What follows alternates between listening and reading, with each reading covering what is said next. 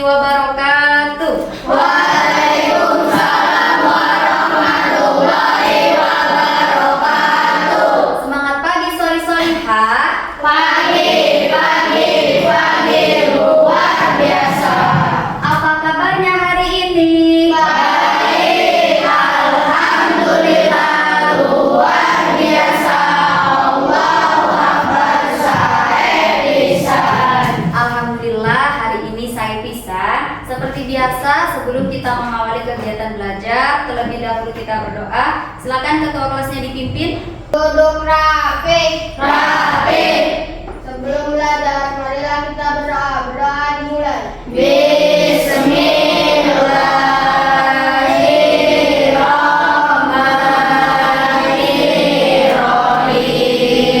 Rabbi zidni ilman warzuqni fahman. Amin ya rabbal alamin. Amin ya robbal alamin. Semoga kegiatan pembelajaran kita hari ini diberikan kemudahan, diberikan keberkahan, dan diberikan ilmu yang bermanfaat. Amin ya robbal alamin. Soli-solihah, hari ini 17 Januari 2025. Adakah teman kalian yang tidak masuk? Tidak. Semoga semuanya diberikan kesehatan, biar senantiasa selalu bisa belajar bersama. Silakan kalian cek kembali lingkungan samping kanan kiri meja kalian. Apakah masih ada sampah? Tidak. Oke, alhamdulillah tidak ya. Nanti barangkali masih kalian temukan sampah, silakan kalian bisa langsung membuangnya ke tempat sampah. Kita awali pagi ini juga dengan menyanyikan lagu wajib Indonesia Raya untuk terus memupuk rasa cinta tanah air kita semua. Silakan semuanya bisa berdiri. Indonesia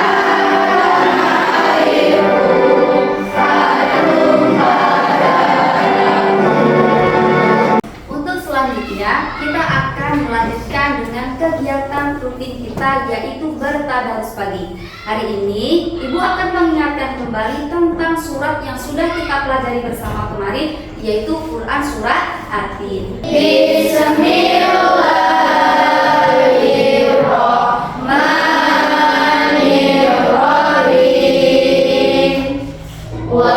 Wattini wazzaitun wa turi sinin. Ibu tidak akan pernah bosan untuk mengingatkan agar selalu membaca, agar selalu bertadarus Al-Quran walaupun satu hari cuma satu ayat. Biar pagi ini semakin bersemangat, kita ice breaking terlebih dahulu ya.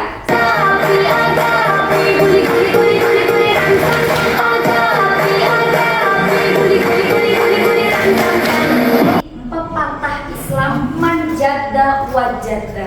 Barang siapa yang dia bersungguh-sungguh, maka dia akan menemukan.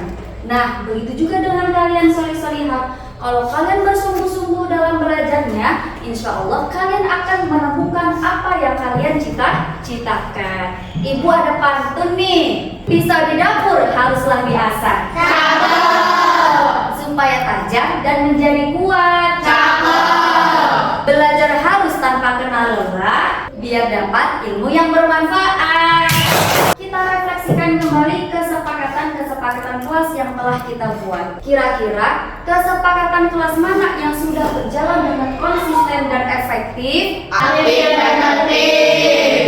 Nah, kesepakatan kelas mana yang masih perlu ditingkatkan? Disiplin dalam menentukan tangan sampainya. Nah, dari beberapa kesepakatan kelas tadi, untuk kesepakatan kelas yang belum konsisten, mari kita tingkatkan kembali.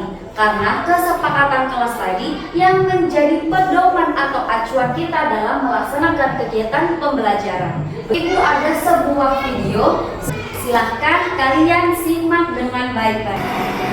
Bukan karena jernihnya air, tetapi juga akibat tercemar limbah pabrik tekstil yang berada di Kampung Cikuda, Desa Wanahera, Kecamatan Gunung Sindur. Warga berharap pemerintah kabupaten segera menindak usaha pencemaran lingkungan. Soli-solihah, setelah kita melihat tayangan tadi, bagaimanakah perasaan kalian? Prihatin.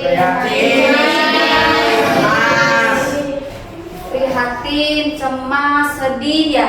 Kenapa kira-kira? Karena lingkungan kita sudah tercemari. Karena lingkungan kita sudah tercemari. Iya, betul sekali. Tadi di video Sungai Cilengsi sudah berubah warna, tercemari limbah dari pewarna tekstil. Nah, Soli-Solihah, bagaimana cara kita menjaga agar lingkungan kita tetap bersih? Membuang sampah pada tempatnya. Membuang sampah pada tempatnya, apalagi? Mendaur ulang sampah.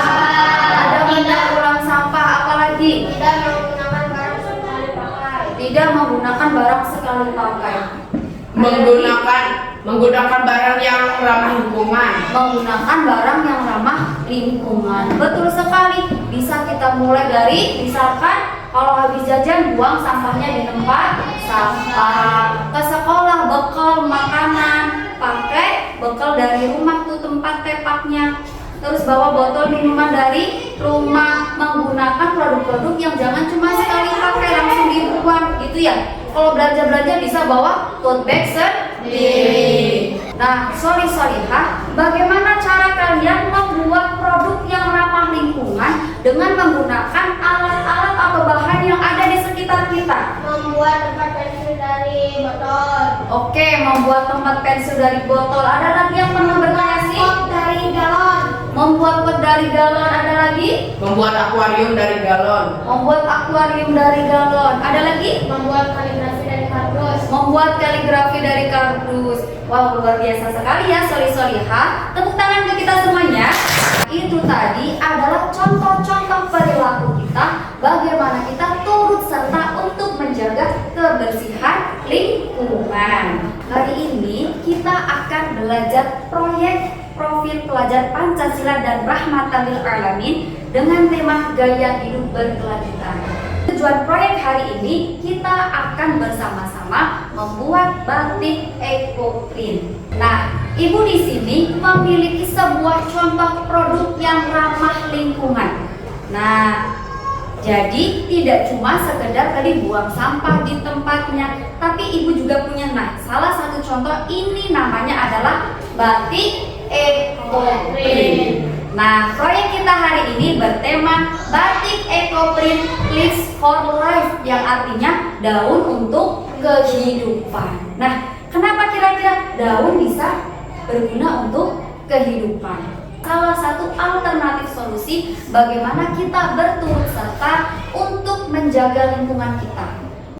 Nah, Soli-Solihah, sekarang Ibu akan bertanya, kira-kira nih, apa perbedaan batik yang Ibu bawa ini dengan tadi yang ada di video? Ramah lingkungan. Ramah lingkungan. Kenapa ramah lingkungan? Karena tidak memiliki limbah. Karena tidak memiliki limbah. Betul sekali. Tidak menggunakan zat-zat kimia, bahan kimia yang nantinya takut mencemari lingkungan. Ini juga sesuai dengan prinsip agama Islam, yaitu manusia diperintahkan oleh Allah untuk menjaga kelestarian bumi. Manusia, seperti pada Quran surat Al-Baqarah ayat 30 dijelaskan bahwa manusia adalah khalifah atau pemimpin, dan salah satu tugas pemimpin di muka bumi ini adalah menjaga kelestarian lingkungan. Sesuai dengan tema kita, gaya hidup berkelanjutan, dengan salah satunya adalah akhlak terhadap bumi. Apa sih batik ekoprint? Nah, batik ekoprint adalah salah satu teknik pewarnaan dengan menggunakan bahan alami. Teknik pewarnaannya yaitu dengan memindahkan zat warna atau tanin dan polanya ke sebuah kain dari tanaman. Bisa menggunakan daunnya, batangnya, akarnya, bunganya, bahkan juga bisa buahnya. Nah, teknik ekoprint pertama kali dipelopori oleh India Flint. Teknik dari ekoprint sendiri itu ada 3. Yang pertama adalah ponding, yang kedua adalah fermentasi, dan yang ketiga adalah steam atau kukus. Nah, teknik yang biasa digunakan dan yang paling sederhana adalah teknik ponding, dengan cara memukulkan daun-daun dan bunga ataupun akar yang sudah ditata di atas dari kain. Untuk selanjutnya adalah teknik fermentasi. Sama dengan teknik ponding, cuman bedanya teknik fermentasi ini daun-daunnya atau tanaman-tanaman yang nanti akan dijadikan pola direndam terlebih dahulu di dalam air cuka. Dan yang terakhir adalah teknik steam atau kukus. Ini adalah teknik yang paling rumit karena nanti masih memerlukan alat dan proses yang panjang. Apa sih yang perlu kita perhatikan sebelum kita melakukan ekoprint? Yang pertama, media atau kain yang akan digunakan, dan yang kedua adalah jenis tanamannya. Nah, media atau kain yang digunakan direkomendasikan menggunakan dengan kain-kain yang berserat alam. Kenapa? Supaya penyerapan dari zat warna atau tanin dari tanaman tersebut bisa terserap dengan baik. Yang kedua adalah zat tanin yang tergandung dalam bunga atau daun. Tidak semua daun bisa digunakan untuk ekoprint. Jadi ada daun yang mengandung zat taninnya yang tinggi dan ada juga daun yang zat taninnya rendah.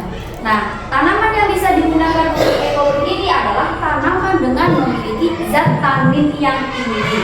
Bagaimana cara kita bisa membedakan daun itu bisa digunakan untuk ekoprint atau tidak? Biasanya dengan ciri-ciri seperti ini, lihat. Yang pertama, daunnya memiliki tekstur yang lembut. Biasanya daun yang bertekstur lembut itu bisa digunakan dan memiliki zat tanin tinggi untuk ekoprint.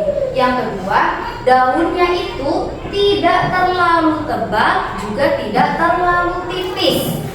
Nah, biasanya tanaman yang beraroma menyengat itu juga memiliki zat tanin yang tinggi. Permukaan daunnya tidak mengkilap dan licin. Serta kalau tanamannya berbulu biasanya tidak bisa digunakan untuk ekoprint. Lalu contoh nih tanaman apa saja yang bisa digunakan untuk ekoprint? Daun jati, daun pepaya Jepang, kemudian ada daun kenikir, tanaman bougainville, daun stroberi. Nah, di sini Ibu sudah membawa contoh. Ini ada daun pepaya Jepang dan ini ada daun kenikir. Dua tanaman ini memiliki zat tanin yang tinggi sehingga baik atau bagus digunakan untuk pembuatan batik ekoprint. Pada hari ini dari ketiga teknik batik ekoprint tadi, kita akan membuat proyek batik ekoprint dengan teknik ponding atau pukul. Nah, bahan yang kita perlukan dan alat yang kita perlukan itu ada apa saja? Yang pertama kita tentunya ada cuka. Terus kita punya tawas. Cuka dan tawas ini akan kita gunakan untuk memordanting. Nah, nanti akan Ibu jelaskan apa itu memordanting ya. Selanjutnya, tentu saja kita harus ada palu untuk memukul daunnya. Kemudian ada kain. Kain tadi harus yang berserat alam. Nah, terus ada kuas. Kuas ini digunakan untuk nanti fiksasi. Ada juga plastik. Nanti kita akan gunakan sebagai alas agar tidak mengotori kain yang lainnya. Kemudian tentunya adalah ada daun-daun yang akan digunakan untuk motif, pola, dan warnanya.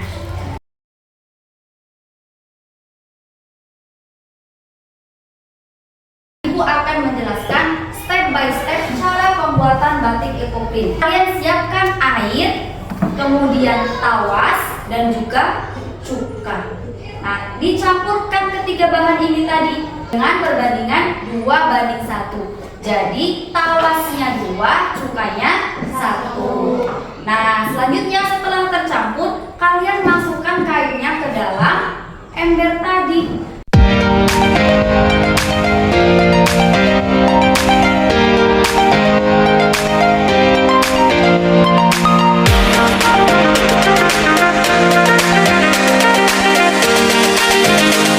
Ibu ada contoh video bagaimana teknik batik ekoprint ponding. Silakan kalian simak dengan baik. Kemudian ditambahkan TRO sebanyak 10 gram. Aduk-aduk hingga rata. Setelah itu masukkan saya terima. Contoh dari produk jadi dari batik ekoprint itu ada, misalkan ada tas, kemudian itu ada jilbab. Nah, Ibu juga punya contoh, ini ada kaos hasil buatan dari kakak kelas kalian kelas 6 ya. Kemudian juga ada tote bag. Nah, bisa juga sebagian ibunya di referensi itu ada yang digunakan juga sampai ke baju, bahkan sampai dibuat ke dompet. Nah, terkaitan dari batik ekoprint ini dengan tema proyek kita hari ini, gaya hidup berkelanjutan adalah bahwa batik ekoprint, ibu tekankan sekali lagi, salah satu contoh alternatif dan solusi bagaimana kita bisa menjaga lingkungan kita. Kenapa kok bisa? Karena selama proses pembuatan batik ekoprint ini kita menggunakan bahan-bahan lokal, bahan-bahan alami yang ada di sekitar lingkungan kita, tidak menggunakan bahan kimia sehingga bisa meminimalisir limbah yang berbahaya. Nah, itu sangat sesuai dengan prinsip agama Islam bahwa sebagai manusia, sebagai khalifah di muka bumi ini, kita harus menjaga kelestarian lingkungan kita. Solihah, sebelum kita mencoba praktik membuat batik ekoprint, adakah di antara kalian yang ingin bertanya? Oke, Alisa, ingin bertanya apa, Neng Alisa? Jika dicuci, warna dari daunnya akan hilang atau tidak? Pertanyaan yang sangat bagus. Nah, kira-kira nih, kalau kain ini kita cuci, warnanya bakal hilang tidak? Tadi ibu sudah menjelaskan di awal bahwa batik ekoprint ini warnanya akan tetap bagus apabila kita melakukannya sesuai dengan step yang benar. Tadi ibu di awal sudah menjelaskan kita ada proses namanya mordanting. Mordanting itu membuka serat-serat kainnya agar si kain tadi bisa menyerap zat taninya dengan maksimal. Kemudian di akhir proses kita juga melakukan yang namanya fiksasi dengan air tawas lagi dan cuka. Itu berguna untuk mengikat atau mengunci warna dari pola yang sudah kita letakkan di atas kain tadi. Yuk solihah, setelah ini kita mencoba mencari contoh-contoh daun di sekitar lingkungan kita yang bisa kita gunakan untuk batik ekoprint dengan catatan tidak boleh merusak lingkungan sekitar sesuai dengan prinsip kita gaya hidup berkelanjutan, ramah lingkungan, akhlak terhadap bumi.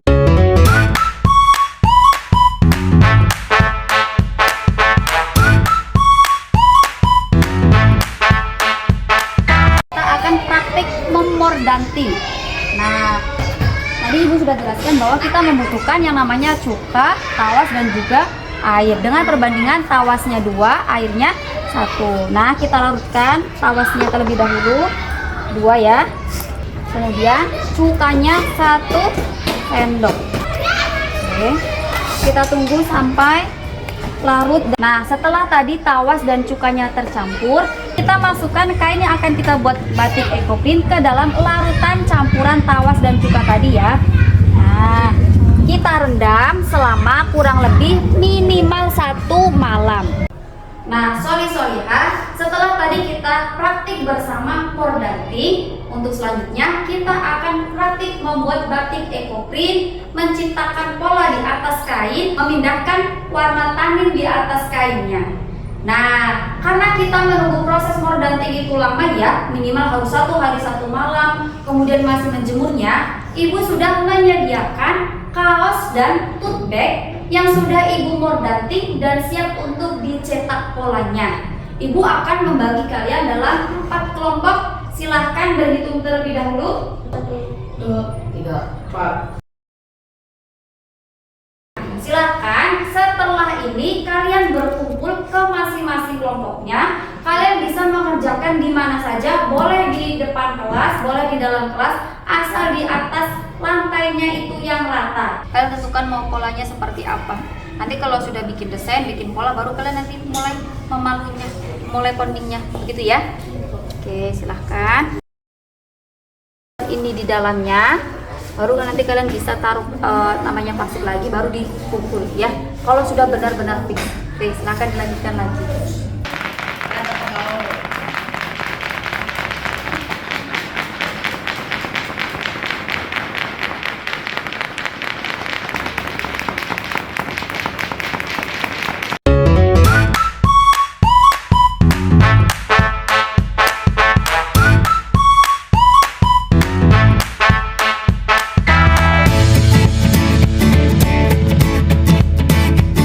Bagaimana solihah? Sudah selesai